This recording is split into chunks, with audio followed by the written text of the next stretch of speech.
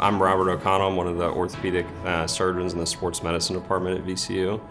I treat a variety of problems, but typically are ones that are related to athletic injuries or sports activities, but can also be degenerative in nature, typically involving either the hip, shoulder, knee, or elbow.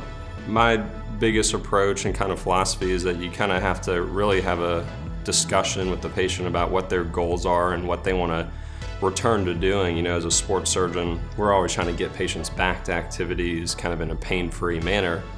So that can be very different from someone who wants to get back to walking every day versus someone who's trying to run a marathon or, play basketball every day. So we have a lot of different tools in our tool bag to treat patients, but not everyone is right for each patient. So it's really just having a joint understanding of what a patient wants and what they need and what their goals of care are. I think the most rewarding part is kind of why I went into sports medicine, is just getting people back to doing activities that they want to do. It can be a very simple thing that patients miss doing that we can give them a treatment for, and it can be a simple treatment or a complex one, but it can really restore their quality of life, and being able to see that kind of tangible effect is probably the best part of the job.